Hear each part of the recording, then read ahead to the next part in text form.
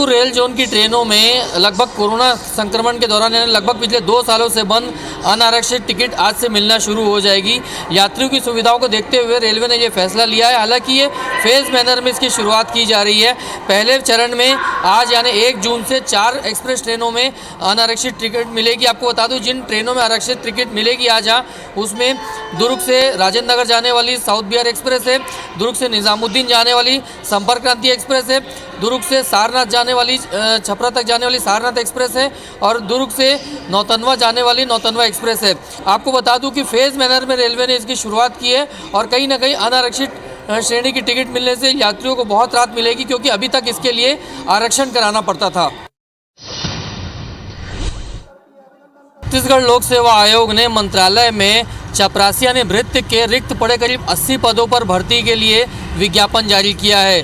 छत्तीसगढ़ बनने के बाद ये पहली बार होगा जब लोक सेवा आयोग के द्वारा चतुर्थ श्रेणी के पदों पर भर्ती की जा रही है। आपको बता दूं कि अभी तक छत्तीसगढ़ लोक सेवा आयोग के द्वारा सिर्फ द्वितीय श्रेणी के पदों पर भर्ती की जाती थी, लेकिन ये पहली बार ऐसा है जब चतुर्थ श्रेणी के लिए भी भर्ती की जा रही है। लगभग 80 पदों के लिए विज्ञापन जारी किया गया है, जिसमें 34 पद जो हैं अनारक्षित श्रेणी के लिए रखे गए हैं। देश भर में एलपीजी सिलेंडर के नए दाम आज से लागू हो गए हैं। हालांकि इस बार सिर्फ कमर्शियल सिलेंडर यानी 19 किलोग्राम वाले जो नीले सिलेंडर आते हैं उनके दामों में कमी की गई है और घरेलू सिलेंडर में कोई बदलाव नहीं किया गया है। रायपुर की बात कर लें तो रायपुर में जो कमर्शियल सिलेंडर यानी 19 किलोग्राम वाली जो टंकी रहती थी, जो अभी 2547 रुपये में मिल रही थी, अब उसके दाम 2409 रुपये 50 पैसे कर दिए गए हैं। मतलब 137 रुपये 50 पैसे की कमी की गई है। इस कटौती से कहीं ना कहीं जो छोटे छोटे चाय ठेले और नाश्ता ठेला चलाने वाले जो उपभोक्ता हैं उनको राहत ज़रूर मिलेगी, लेकिन ज़्यादातर घरेलू उपभोक्ताओं को भी उम्मीद थी कि उन्हें भी कुछ कमी की जाएगी। लेकिन फिलहाल सिर्फ कमर्शियल सिलेंडर के दाम में कमी की गई है, घरेलू सिलेंडर के दामों में कोई भी बदलाव नहीं किया गया है। उदयपुर नव संकल्प शिविर की तर्ज पर छत्तीसगढ़ नव संकल्प शिविर का आयोजन रायपुर में यहां पर किया जा रहा है। 2 दिवसीय इस शिविर का जो शुभारंभ है मुख्यमंत्री भूपेश बघेल ने किया, उनका संबोधन भी हुआ। पीएल पुनिया जो प्रदेश के प्रभारी, उनका भी संबोधन हुआ। प्रदेश कांग्रेस कमेटी के अध्यक्ष मोहन मरकाम, उनका भी संबोधन हुआ। उसके बाद फिर जो उदयपुर में कांग्रेस की जो राष्ट्रीय अध्यक्ष है सोनिया गांधी, उनका जो उद्बोधन था उसको सुनाया गया। इसके अलावा जो राहुल गांधी है उनका उद्बोधन था उसको सुनाया गया। और इसके बाद इस तरह से पूरा जो है प्रथम जो सत्र होता है उसका वो निपट चुका है।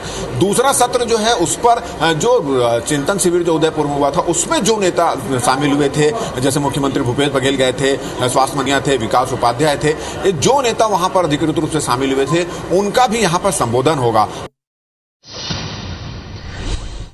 केंद्र में मोदी सरकार के 8 साल पूरे हो गए हैं। इस अवसर पर छत्तीसगढ़ भाजपा 2 जून से 14 जून तक कई कार्यक्रम आयोजित करने जा रही है और इसके जरिए बताया जाएगा कि केंद्र की मोदी सरकार ने हर वर्ग के लोगों के लिए किस तरह से योजनाएं बनाई और जिसका फायदा जो है आज स्पष्ट तौर पर देखने को मिला है। और आज एक प्रेस कॉन्फ्रेंस करके पूर्व मुख्यमंत्री डॉक्टर रमन सिंह और नेता प्रतिपक्ष धर्मलाल कौशिक ने कांग्रेस सरकार पर भी आरोप लगाया है कि मोदी सरकार की योजनाओं का क्रियान्वयन छत्तीसगढ़ में नहीं हो पा रहा है, जिसके कारण 100% लाभ छत्तीसगढ़ की जनता को नहीं मिल रहा है।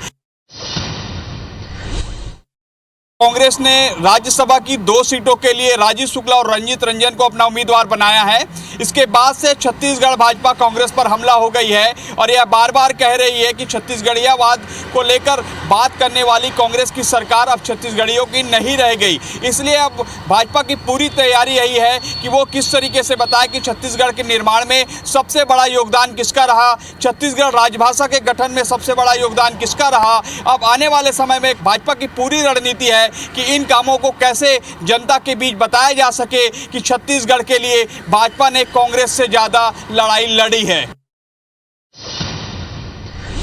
नक्सल प्रभावित इलाकों में ड्रोन के जरिए हवाई बम गिराए जाने की शिकायतों को लेकर राष्ट्रीय मानवाधिकार आयोग ने छत्तीसगढ़ सरकार से जवाब मांगा है।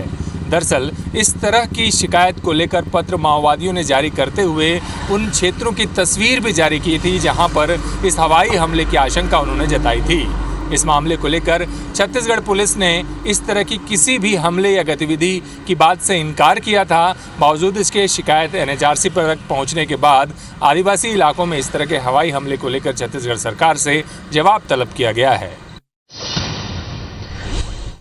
केरल में मानसून ने दस्तक दे दी है और जल्द ही मानसून बस्तर पहुंचने वाला है। छत्तीसगढ़ में बस्तर के जरिए ही मानसून की दस्तक होती है और माना जा रहा है कि जून 9 से 10 तारीख तक मानसून बस्तर पहुंच जाएगा। हालांकि मौसम वैज्ञानिकों ने आशंका जताई है कि आसानी चक्रवात की वजह से अभी पूरी तरह से अनुमान नहीं लगाया जा सकता कि मानसून की आगे बढ़ने की रफ्तार कैसी रहेगी। सीएम के प्रस्तावित दौरे को लेकर बिलासपुर जिला प्रशासन हरकत में है। लगातार सरकार की फ्लैगशिप योजनाओं की समीक्षा की जा रही है। इसी कड़ी में बिलासपुर में गोधन न्याय योजना और राशन वितरण में बड़ी गड़बड़ी सामने आई है, जिसे लेकर 23 राशन दुकानों पर कार्रवाई के निर्देश दिए गए हैं। वहीं 4 नगर पंचायत सीएमओ को शोकॉज नोटिस जारी किया गया है।